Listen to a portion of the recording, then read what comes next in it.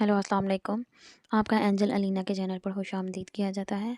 आज हम नहाड़ी पिया ड्रामे के मुतालिक आपसे बात करेंगे। सारा और फवाद, ये दोनों की शादी हो गई होती है और ये दोनों एक दूसरे से बहुत ज़्यादा मोहब्बत करते हैं, लेकिन इनके घर औलाद नहीं होती। औलाद ना होने की वजह से सारा बहुत ज़्यादा ही परेशान होती है।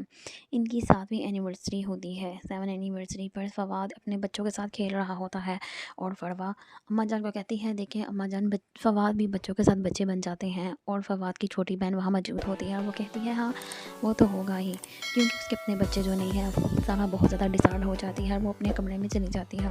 वो फवाद को जाकर कहती है कि फवाद, मैं आपको औलाद की खुशी नहीं दे सकती, तो आप प्लीज़ दूसरी शादी कर लें।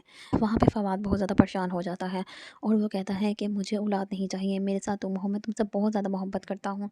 हमारे नसीब में जब औलाद होनी होगी तो वो हो जाएगी, तुम परेशान मत हो। लेकिन वो जैसे तैसे करके भी फवाद को मना लेती है। बहुत ज़्यादा लड़ाई झगड़े होते हैं, फवाद नहीं मानता, लेकिन बहुत वो रो धो कर उसका मना तो लेती है।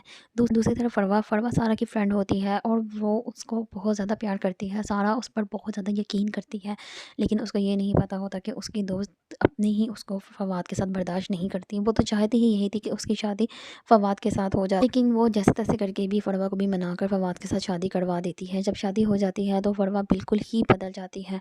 वो रोना धोना शुरू कर देती है। वो कहती है जो मर्ज़ी हो, फवाद से तुम दूर हो जाओ। वो फरवा को जैसे तैसे कर कर भी वो अपनी गेम चालें वगैरह चल चल कर फरवा को फवाद से दूर कर देती है।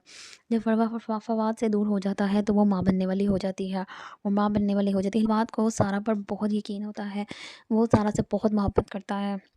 वो फरवा के साथ बिल्कुल भी खुश नहीं होता, लेकिन अम्मा जान के कहने में आकर वो फरवा को टाइम देना शुरू कर देता है, क्योंकि वो माँ बनने वाली होती है। अम्मा जान, सब घर वाले, सब के सब फरवा की साइड पर हो जाते हैं। वो सब कहना शुरू कर देते हैं कि ये चालबाज है। सारा सारा के ऊपर जो जो इल्ज़ाम फरवा झूठे लगाती जाती है, वो सब झूठे इल्ज़ामों को सच करती रहती है। फरवा सारा अम्मा जी के दिल और दिमाग में इतनी नफरत पैदा कर देती है। घर में से सारे हक सारा के ख़त्म कर दिए जाते हैं और वो बाहर से उसका छोटा भाई साउद आ जाता है।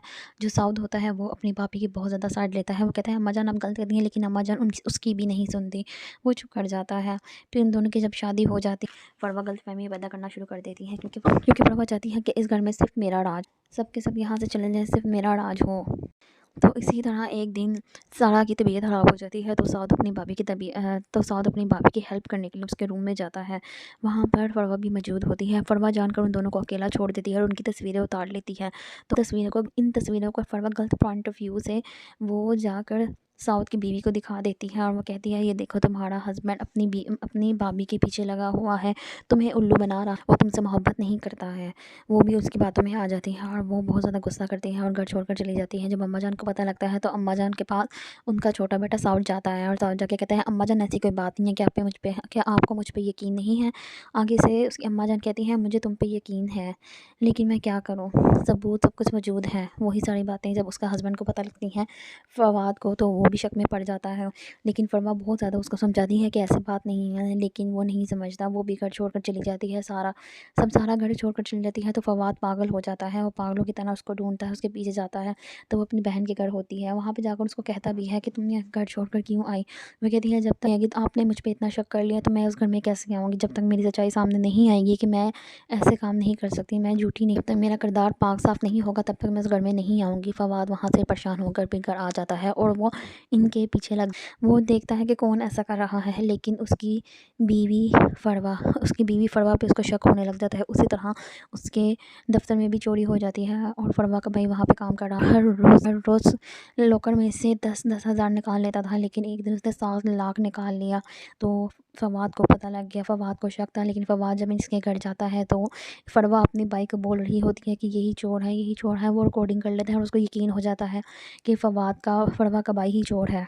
वो उसको जेल में पकड़वा देता है। तो दूसरी तरफ फरवा के भाई को, और जब वो वहाँ पर जाता है तो उसको पता लगता है कि उसकी बहन भी उसको छुड़वाने आई होती है। वो गुस्से में फरवा को डांट कर घर भेज देता है। माँ को फ़ोन करती है। फरवा रोना शुरू हो जाती है, आपके और भाई की लालच की वजह से मेरा घर खराब हुआ, मैं क्या कहूँगी फवाद को, ये वो 100 बातें करती है। वो बहुत दुखी हो जाती है।